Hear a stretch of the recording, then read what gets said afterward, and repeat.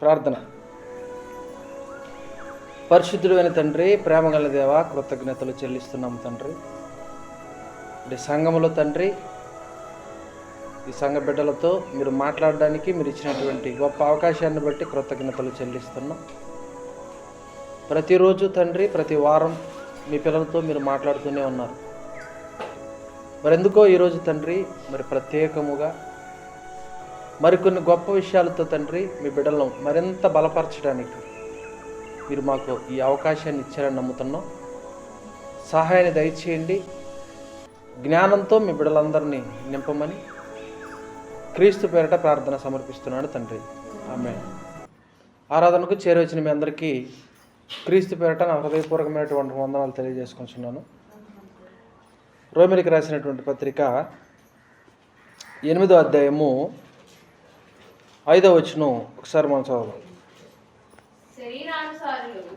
శరీరానుసారులు శరీర విషయముల మీద మనసుంచుదురు, ఆత్మానుసారులు ఆత్మ విషయముల మీద మనసుంచుదురు. ఇక్కడ ఒక పదప్రయోగం చేశాడు. శరీరానుసారులు, ఆత్మానుసారులు. రెండు కనపడుతున్నాయి. ఒకటి శరీరం, మరొకటి ఆత్మ. ఈ రెండు మీ అందరూ తెలుసా? శరీరం వేరు, బాగా తెలుసు కదా, అందరం బాగా తెలుసు. కాకపోతే ప్రాక్టికాలిటీలో అది మర్చిపోతుంటాం మనం. శరీరం వేరు, ఆత్మ వేరు అన్న విషయం అందరికీ తెలుసు. చాలా చోట్ల మనం వింటూ ఉంటాం. ఎప్పుడు సేవకులు కూడా మాట్లాడేది కూడా అదే. అయినప్పటికీ ప్రాక్టికాలిటీలో మన జీవితంలో మనం మూవ్ అయ్యేటప్పుడు ఈ రెండు వేరు వేరు విషయాలు అన్న విషయాన్ని మనం గుర్తుపెట్టుకొని మనం ప్రవర్తించం. అదే ఇక్కడ మనం నేర్చుకోవాల్సినటువంటి విషయం. ఎప్పుడూ కూడా మనం వినటం వేరు, విన్నటువంటి దాన్ని ప్రాక్టికల్గా మన జీవితంలో అప్లై చేయటం వేరు. ప్రతి ఒక్కరూ వింటారు, ప్రాక్టికాలిటీలో దాన్ని ఒక్కటి కూడా అప్లై చేయరు. అదే ఇక్కడ వచ్చినటువంటి పెద్ద ప్రాబ్లం. బాగా గుర్తుపెట్టుకోవాల్సింది ఏంటంటే, మరి సంఘ కార్యక్రమాలు ప్రారంభం నుంచి నేను చూస్తూ ఉన్నాను, చాలా గొప్ప విషయాలు చదివించారు. అయితే అవన్నీ విన్నప్పుడు నాకేమనిపించిందంటే, చదివేదంతా మంచిదే. ప్రతి సంఘంలో కూడా ఆ సంఘాలను ప్రారంభించినటువంటి పితరులు ఎవరైతే ఉంటారో వాళ్ళందరూ కూడా ప్రతి సంఘంలో సిద్ధాంతపరమైనటువంటి విషయాలు పెట్టడంలో ఉద్దేశం మంచిదే. దాని వెనకాల ఉన్నటువంటి పరమార్థం చాలా గొప్పది. అయితే ఇవన్నీ ప్రాక్టికాలిటీలో ఎంతవరకు వాటిని అప్లై చేయగలుగుతుంది సంఘం? సేవకులు గొంతు చించుకొని మరి ప్రతిసారి చెప్పేది అదే. చాలాసార్లు ప్రయాసపడి చెప్పేది కూడా అదే. అక్కడ పెట్టేటటువంటి కార్యక్రమాలన్నీ కూడా మంచి ఉద్దేశాలతోనే పెట్టినటువంటివే. నేను ఇక్కడికి రాగానే అది అక్కడ పాపపు ఒప్పుదల ప్రార్థన అని చదివా. చాలా బాగుంది. కానీ చదివేటప్పుడు చాలా బాగుంటుంది. ప్రాక్టికాలిటీలోకి వెళ్ళి చూస్తే దాన్ని ఒకసారి ప్రాక్టికాలిటీలోకి వెళ్ళి ఆలోచించాను నేను. ఎంతవరకు ఇది అందరి విషయాల్లో, అందరి జీవితాల్లో అప్లై అవుతుంది అని అంటే, ఒక్కరి జీవితంలో కూడా ప్రాక్టికాలిటీలో కనబడదు అది. అంటే అది మాటల్లో ఉండిపోతుంది తప్ప, మరుక్షణం ఇక్కడ విన్న తర్వాత అడుగు బయట పెట్టాక, సంఘం నుంచి అడుగు బయట పెట్టాక ఏ ఒక్కరి జీవితంలో ప్రాక్టికల్గా అది అప్లై అవ్వట్లేదు. దానికి ప్రత్యక్ష సాక్ష్యం ఏంటయ్యారంటే మన మాట తీరు, మన ప్రవర్తన, ఇవన్నీ ఒక్కసారి మనం చెక్ చేసుకుంటే మనకు అర్థమైపోతుంది ఎంతవరకు అప్లై అవుతుంది అనేది. ఫర్ ఎగ్జాంపుల్కి మీకు ఒకటి చెప్తా.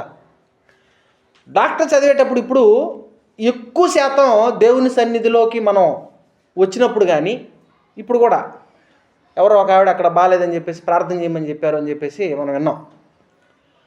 మన శరీరానికి సంబంధించి ఎన్నో అనారోగ్య పరిస్థితులు రావటం, వాటి గురించి ప్రార్థన చేయటం ఇది ఒక ఎత్తు అయితే, ఈ శరీరానికి వచ్చేటటువంటి రోగాలను తీయటానికి ఒక వైద్య వ్యవస్థే ఒకటి నడుస్తుంది, తెలుసు మనందరికీ, హాస్పిటల్స్.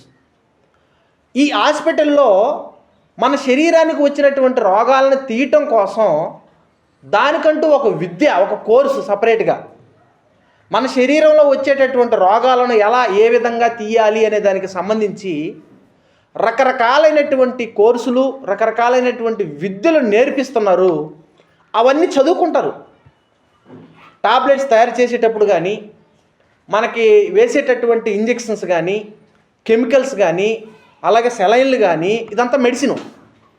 ఇదంతా కూడా మన శరీరంలో ఉండేటటువంటి రోగాన్ని తీయటానికి ఏ విధంగా మందుని తయారు చేయాలి అనే దాంట్లో రకరకాలుగా వాళ్ళు పరిశోధన చేస్తారు. దానికి సంబంధించి ఇదిగో ఎలా తయారు చేయాలి, ఏ విధంగా తయారు చేయాలి అనేది మొత్తం ఈ పుస్తకాల రూపంలో, ఏ విధంగా అయితే బైబిల్లో మన దేవుని మాటలు రాయించి ఉన్నాడో దేవుడు, అలాగే అక్కడ కూడా పుస్తకాలలో మందులు ఎలా తయారు చేయాలి, ఆపరేషన్లు ఏ విధంగా చేయాలి, ఎక్కడ కొయ్యాలి, ఎలా కుట్లు వెయ్యాలి, ఆ కుట్లు మానటానికి ఏ మెడిసిన్ ఇవ్వాలి, ఎంత కోస్తే ఎన్ని కుట్లు పడతాయి, ఇదంతా ప్రాక్టికల్గా అంటే చదువుకుంటారు. ఫస్ట్ చదువుకుంటారు. చదువుకున్న తర్వాత నెక్స్ట్ ఏం చేస్తారు, దాన్ని ప్రాక్టీస్ చేస్తారు. ప్రాక్టీస్ ఎలా ఉంటుంది అని అంటే, మీరు నారాయణ హాస్పిటల్కి వెళ్ళారు అనుకోండి, చాలామంది నర్సులు ఉంటారు, అందరూ యవనస్తులే ఉంటారు ఎక్కువ శాతం. సీనియర్ డాక్టర్లతోటి ఉండి వాళ్ళు ఏం చేస్తూ ఉంటారంటే, డాక్టర్ ఎలా కోస్తున్నాడు, ఎలా కుట్లేస్తున్నాడు, ఇదంతా వాళ్ళు పక్క నుండి నేర్చుకుంటూ ఉంటారు. అంటే వాళ్ళు చదివినటువంటి దాన్ని ప్రాక్టికల్గా ఏం చేస్తున్నారు, అప్లై చేయడానికి ప్రయత్నం చేస్తున్నారు. ఇదంతా బాగా అర్థమవుతుంది కదా. అలాగే టీచర్లు అంటే పిల్లలకు పాఠాలు చెప్పేటటువంటి టీచర్స్ కూడా ఎంతో చదువుకొని వస్తారు. చదువుకున్నటువంటి దాన్ని పిల్లలకు చెప్పేటప్పుడు వాళ్ళు ప్రాక్టీస్ చేస్తారు, చెప్పడానికి ప్రాక్టీస్ చేస్తారు. ముందుగా ఒక పాఠాన్ని చెప్పే ముందు ప్రాక్టీస్ చేస్తారు. ఇలా ప్రతి వ్యవస్థలో, ప్రతి రంగంలో, ప్రతి శాఖలో ఇదే విధంగా ఉంటుంది. చదువుకున్నది ప్రాక్టికల్గా దాన్ని మనం అప్లై చేయటం, ఇది ప్రతి చోట ఉంటుంది. కానీ అదంతా కూడా దేనికి సంబంధించింది అని అంటే, ఈ 6 అడుగుల ఆకారానికి సంబంధించింది, శరీరానికి సంబంధించింది. శరీరానికి సంబంధించినటువంటి విషయాలే చదువుకుంటున్నాం, చదువుకున్న దాన్ని ప్రాక్టికల్గా అప్లై చేస్తున్నాం. మరి ఆత్మ దగ్గరకు వచ్చేసరికి పాపంతో అంటుకున్నటువంటి ఈ ఆత్మకు పాపం అంటుకుంది. ఈ పాపాన్ని తీసివేయటానికి యేసుక్రీస్తు రక్తంతో ప్రారంభమయ్యి, తర్వాత బోధ చేత, మహత్కార్యాల చేత, రకరకాలైనటువంటి కార్యక్రమాలు, దేవుని మాటల చేత మన ఆత్మకు అంటినటువంటి పాపాన్ని తీయటానికి దేవుడు మన చేతికి ఇచ్చిన గ్రంథం ఇది, బైబిలు. దీన్ని మనం చదువుకుంటున్నాం, ఎన్నో వాక్యాలు మనం నేర్చుకుంటున్నాం. అయితే చదువుకున్న దాన్ని విశ్వాసం వస్తుందొక్కే, ఇది చదివే కొద్దీ విశ్వాసం పెరుగుతూనే ఉంటుంది. నువ్వు ఎంత వింటే అంత పెరుగుతూనే ఉంటుంది. నువ్వు వినే దాంట్లో తేడాలు వచ్చాయనుకో మరలా తగ్గుతుంటుంది. నువ్వు ఇప్పుడు కొంచెం అంత విన్నావు అనుకో, కొంచెం విశ్వాసం వస్తుంది. దాన్ని ఇంకొంచెం కంటిన్యూ చేసావనుకో, ఇంకొంచెం పెరుగుతుంది. దాన్ని మరలా వినటం తగ్గించావనుకో, మరలా తగ్గుతుంది. ఇంకా తగ్గించావనుకో, ఇంకా తగ్గుతుంది. పూర్తిగా వినటం మానేసావనుకో, పూర్తిగా విశ్వాసం పోద్ది. ఇది మీకు అర్థమవుతుంది కదా బాగా. ఇప్పుడు వినే కొద్దీ విశ్వాసం పెరుగుతుంది, ఓకే. మరి పెరిగినది పోకుండా నిలబడాలంటే, వినే కొద్దీ విశ్వాసం పెరిగింది. ఇప్పుడు ఒక సబ్జెక్ట్ రాత్రి ఒక సబ్జెక్ట్ మాట్లాడా, ఇప్పుడు ఒక సబ్జెక్ట్ మాట్లాడుతున్నా. అలాగే సేవకులు ఒక సబ్జెక్ట్ మాట్లాడారు, రేపు ఆదివారం కూడా ఇంకో సబ్జెక్ట్ మాట్లాడతారు. ఇలా ప్రతి వారం ఒక్కో సబ్జెక్ట్ మాట్లాడుతూనే ఉంటారు. బైబిల్ ఎప్పుడు మాట్లాడుతూనే ఉంటుంది సేవకుల ద్వారా. అయితే వింటున్నటువంటి మీరు, మీ విశ్వాసం పెరుగుతుంది, ఓకే. ఇక్కడ విన్నంతసేపే, ఇక్కడ ఈ చర్చిలో విన్నంతసేపు ఒక్కోసారి వాక్యం విన్నప్పుడు ఎలా ఉంటుందంటే గూస్ బంప్స్ వస్తుంటాయి. కొంతమంది సేవకులు చెప్పినప్పుడు కానీ, లేదంటే మనం బాగా ధ్యాస పెట్టి విన్నప్పుడు కానీ, ఒక్కొక్క మాట వినేటప్పుడు అదేదో అంటారు చూసావా, వెన్నులో వణుకంటారు చూసారా, అలా కొన్ని మాటలు విన్నప్పుడు గూస్ బంప్స్ వస్తాయి. ఒకసారిగా పులకరిస్తుంది వాళ్ళంతా. అప్పుడు బ్రెయిన్కి ఏమనిపిస్తుంది అంటే, అబ్బా దొరికేసిందిరా మనకే, మంచి వాక్యం అనిపిస్తుంది. మరి దాన్ని అలాగే కంటిన్యూ చేస్తామా అంటే లేదు. మరలా ఇక్కడ వినేస్తాం, బయటికి వెళ్ళి ఇంటికి వెళ్ళంగానే మరలా అక్కడ ప్రపంచం అంతా వేరుగా ఉంటుంది. ఇక్కడ ఉన్నంతసేపు ఇక్కడ ప్రపంచం వేరు, చర్చి లోపల కూర్చున్నంతసేపు ఇక్కడ ప్రపంచం వేరేగా ఉంటుంది.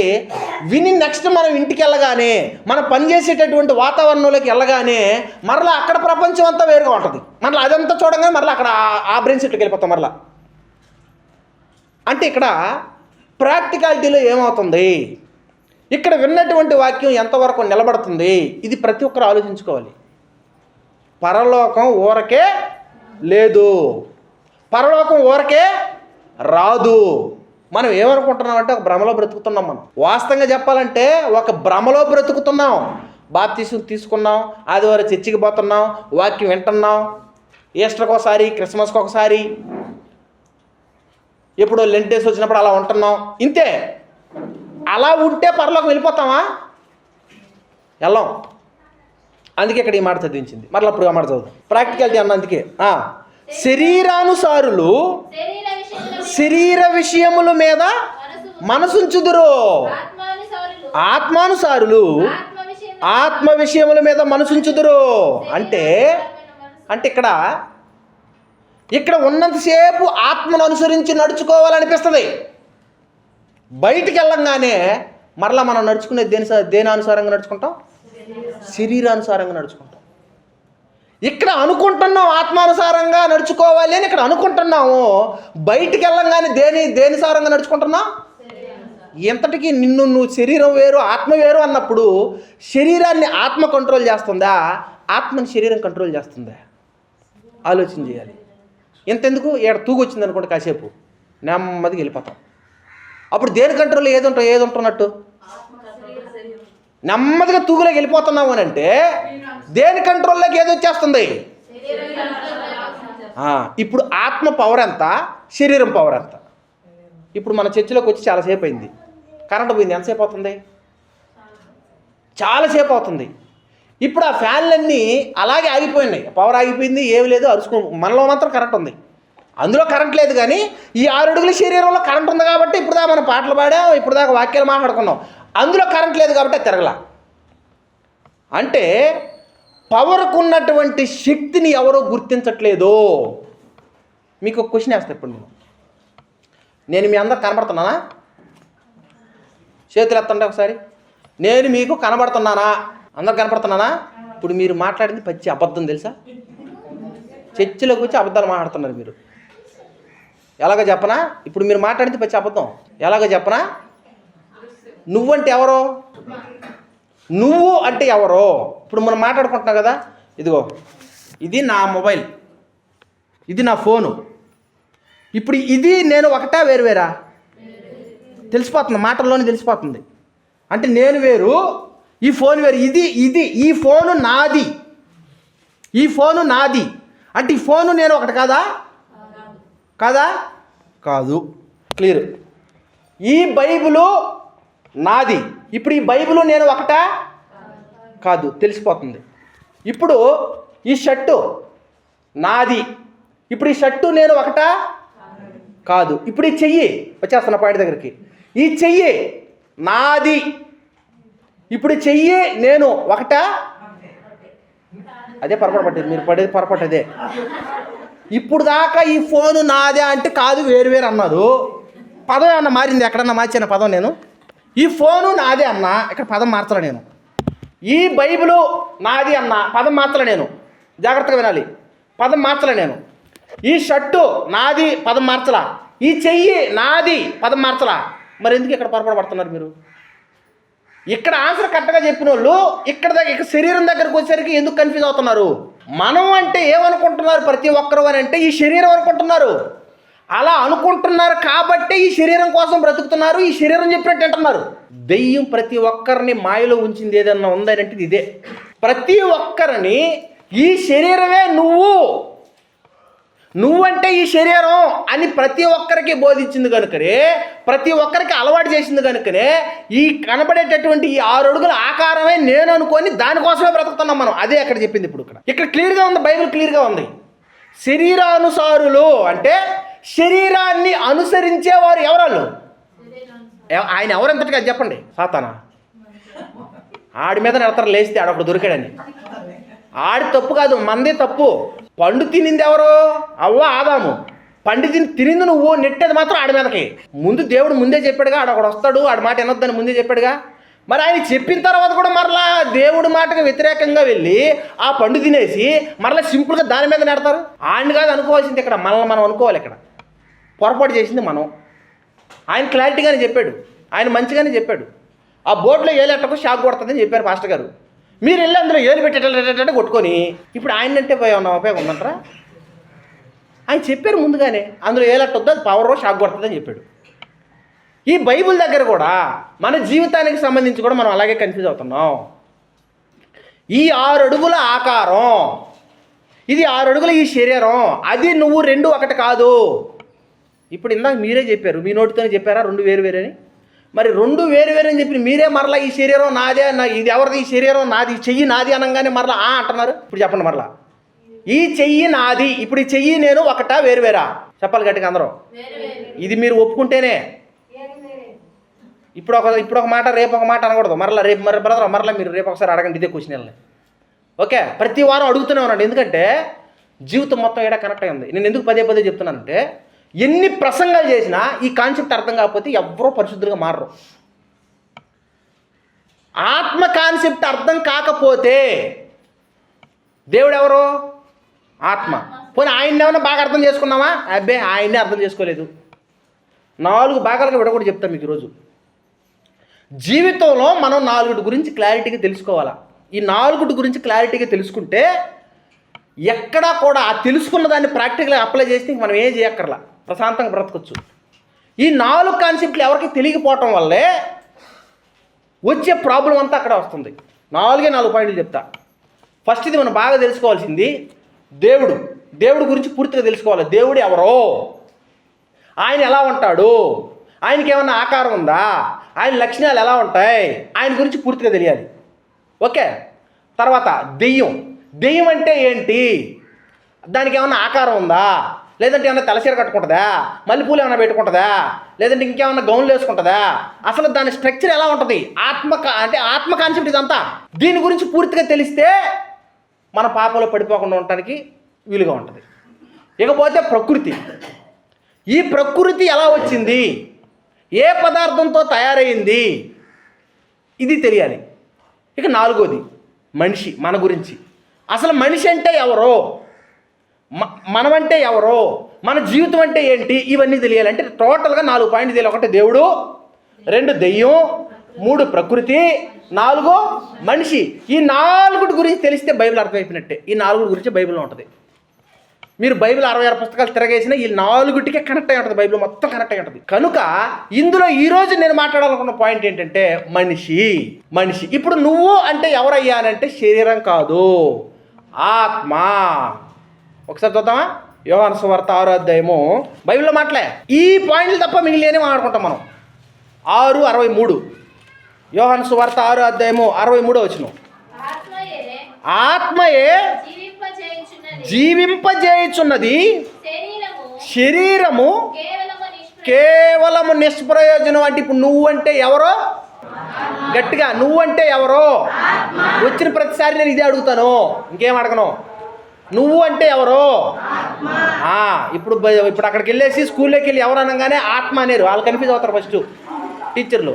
అక్కడ చెప్పమని కాదు నేను చెప్పేది, మనకు అర్థం వచ్చినటువంటి విషయం. అక్కడికి వెళ్ళి నీ పేరంటే ఏదో చెప్తావులే మొత్తానికి, వాళ్ళకి తెలియదు. కాబట్టి ఇక్కడ బైబిల్ పట్టుకున్న వాళ్ళుగా మనకు ఉండవలసినటువంటి స్పష్టత, మనకు ఉండవలసినటువంటి అవగాహన ఏంటయ్యానంటే, నువ్వంటే శరీరం కాదు, ఆత్మ. నేను ఆత్మనే. దేవుడు ఎవరో? ఆత్మ. మరి దేవుడు ఆత్మ అయినప్పుడు నువ్వేమవుతావు? శరీరం అవుతావా? దేవుడు ఆత్మ అయినప్పుడు దేవుడి నుంచి వచ్చిన మనమేమవుతాం? ఆత్మలమేమవుతాం. సింహానికి పుట్టింది ఏమవుతుంది? పులుగు పుట్టింది ఏమవుతుంది? పిల్లికి పుట్టింది ఏమవుతుంది? మరి దేవుడు ఆత్మ అయినప్పుడు ఆత్మకు పుట్టినటువంటి మనమేమవుతాం? ఆత్మలే. మరి మనిషి అంటారు, శరీరం అంటారు, అది మట్టి. అంటే ఇప్పుడు దేవుడు ఆత్మ అయినప్పుడు ఆయనలో నుంచి వచ్చినటువంటి మనము కూడా ఎవరమే? ఆత్మలము.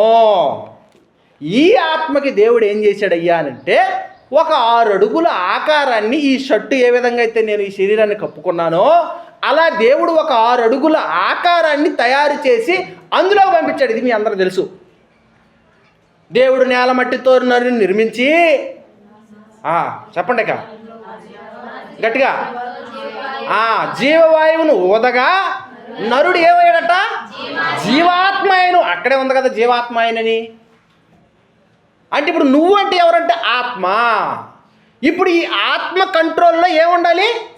శరీరం ఉండాలి. కానీ ఉందా? ఎందుకు లేదు? అంటే మనం ఎంత పవర్ కలిగినటువంటి వాళ్ళం అన్న విషయం మర్చిపోయాం మనం. అందుకే దాని చుట్టూ తిరుగుతున్నాం, శరీరం చుట్టూ తిరుగుతున్నాం. అది మర్చిపోయారు ఫస్ట్ అందరూ. ఇప్పుడు పెద్ద షిప్ ఉంది. షిప్ ఎంత ఉంటుంది మీకు తెలుసుగా? షిప్ ఎంత ఉంటుంది? కొన్ని లక్షల టన్నులు వెయిట్ దాంట్లో వేస్తారు. అంత పెద్ద షిప్నైనా లాక్కు వెళ్ళేది ఏంటి? పవరే. లోపల మోటార్ సిస్టమ్ అంతా ఉంటుంది. పవర్ లేకపోతే అది కదులుతుందా? కదలదు. ట్రైన్ ఉంది. ఎన్ని బోగీలు ఉంటాయి? గూడ్స్కి అయితే ఒక 70 బోగీలు ఉంటాయి వెనకతల. మిగిలిన దానికైతే ఒక 14 నుంచి ఒక 20 పెట్టెలు ఉంటాయి. మరలా ఆ పెట్టెల నిండా మనుషులు ఉంటారు. ఇంత లోడ్ ఉంటుంది.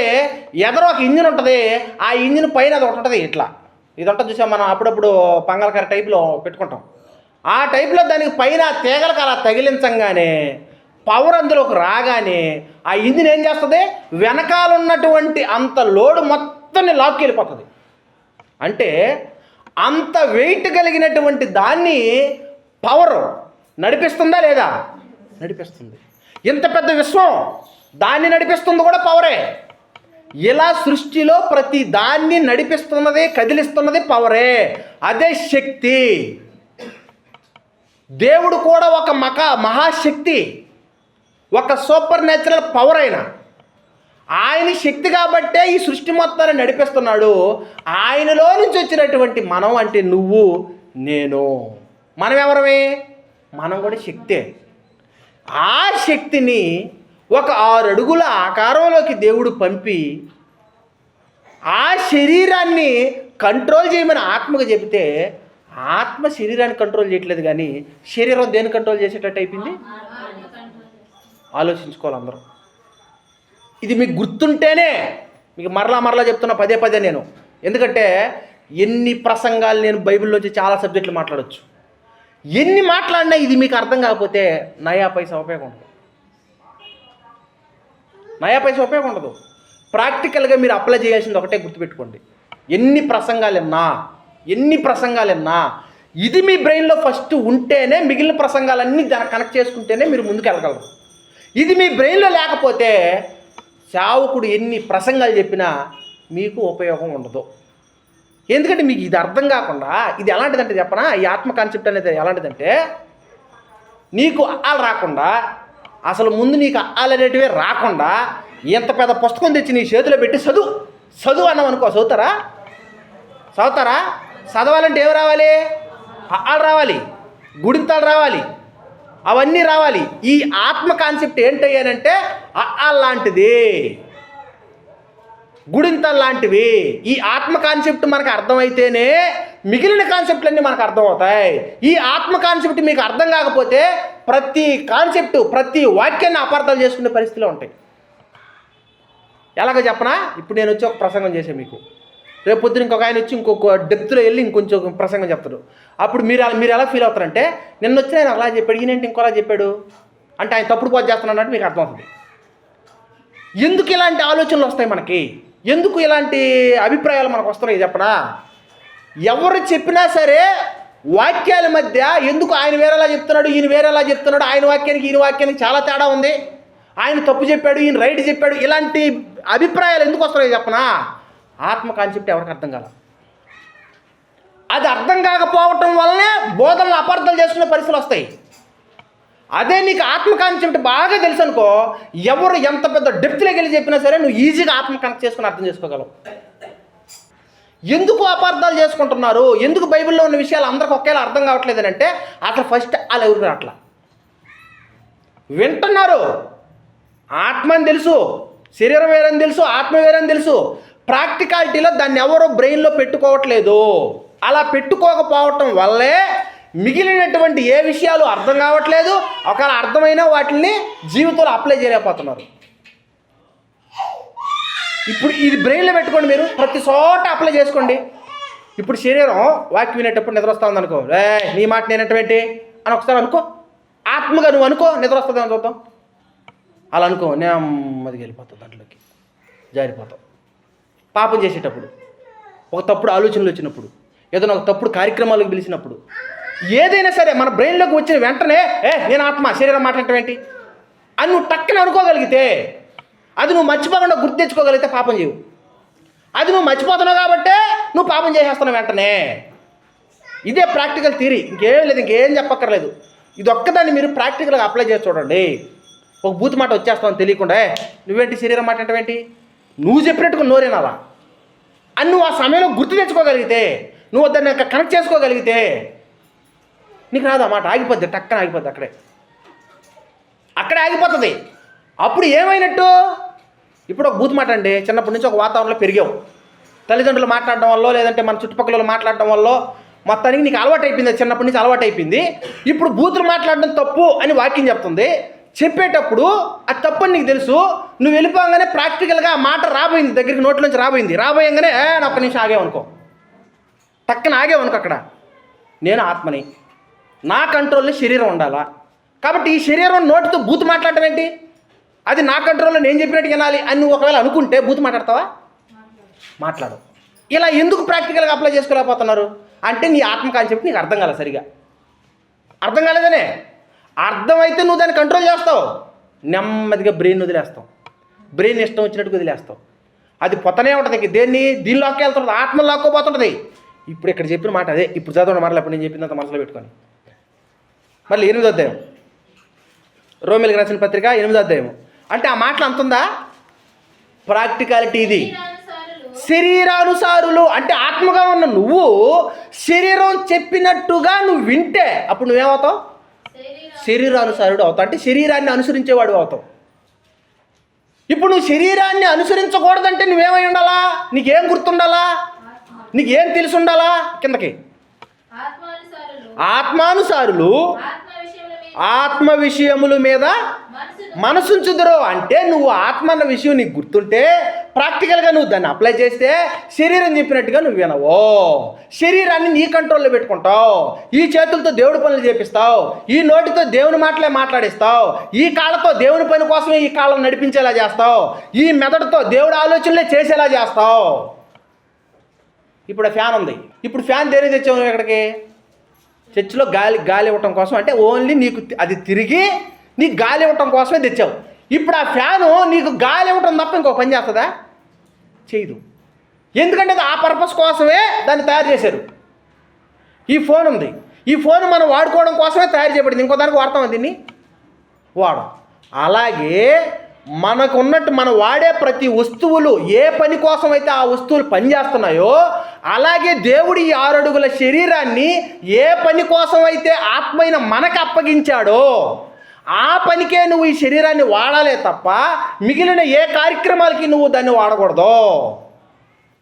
ఆత్మ అన్న విషయం నీకు అర్థమైతే ఆత్మ యొక్క కంట్రోల్లో ఈ శరీరాన్ని నువ్వు నడిపిస్తావు. అది నీకు అర్థం కాకపోతే ఆత్మే ఈ శరీరం కంట్రోల్లోకి వచ్చేస్తుంది. అది నీకు గుర్తుంటేనే.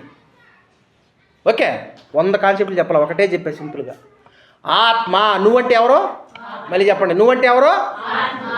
ఇది రోజు నోట్ చేసుకోండి. నేను ఆత్మ రోజు పేపర్ మీద రాసుకోండి. ఒకవేళ మీకు చదివిస్తే రాసుకొని ప్రతి చోట నేను ఆత్మని, దీన్ని మాట్లాడేటువంటి, నేను ఆత్మని వీళ్ళు చెప్పేటటువంటి, నేను ఆత్మని వీళ్ళు ఈ కంట్రోల్లోకి నేను పోవడం ఏంటి అని ప్రతి చోట అదే అనుకోండి.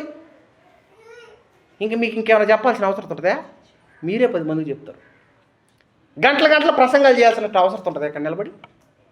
ఇప్పుడు దీన్ని మీరు అప్లై చేస్తే మరలా నేను ఆత్మ గురించి మాట్లాడాల్సిన అవసరం ఉంటుందా ఇంకోసారి? మీరు దాన్ని ఫాలో అవ్వనప్పుడు ప్రతిసారి ఇదే మాట్లాడాలి నేను.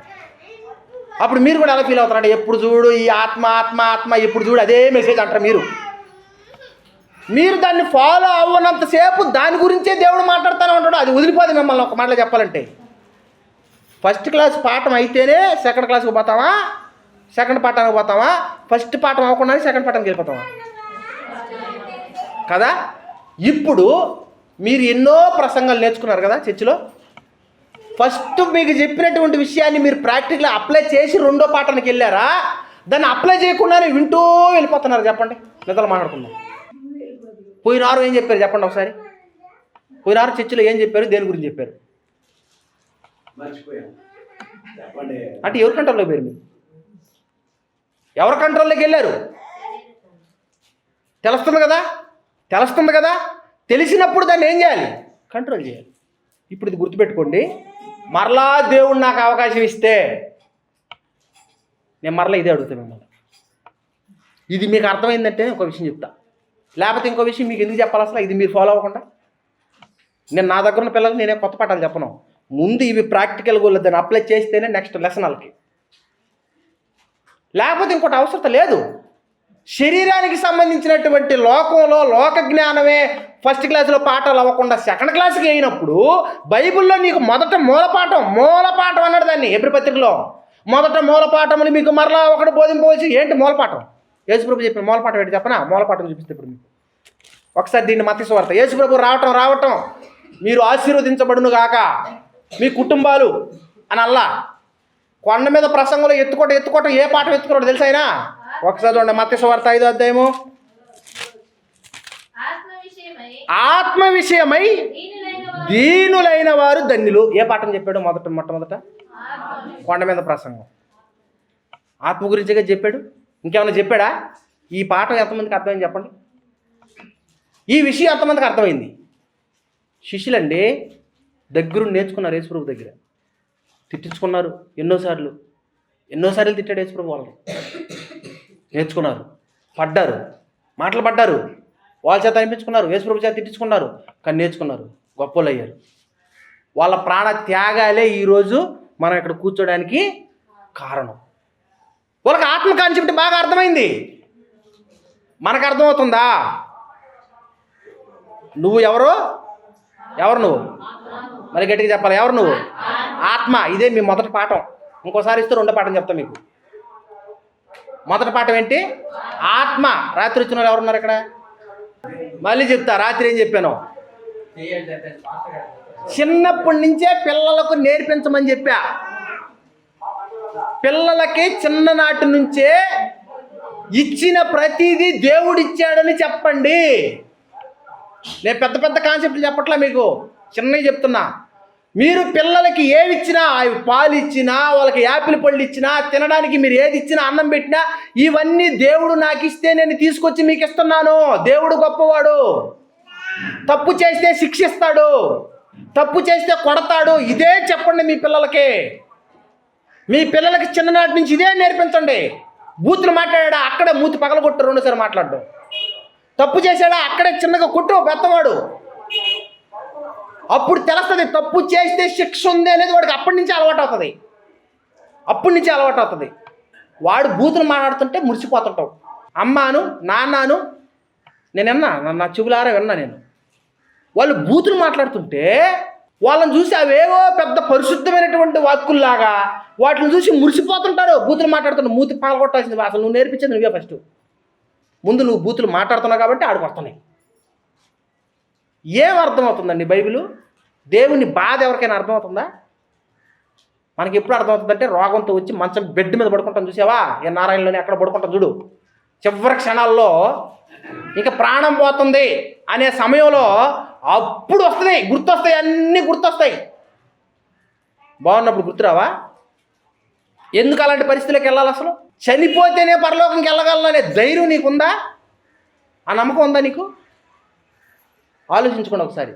కనుక ప్రేమైనటువంటి వాళ్ళరా, పిల్లలకు చిన్నప్పటి నుంచే ఇచ్చేది ప్రతిదీ నేను ఇస్తున్నాను, నేను కష్టపడి తెచ్చిస్తున్నాను అని చెప్పి అలవాటు చేయకండి.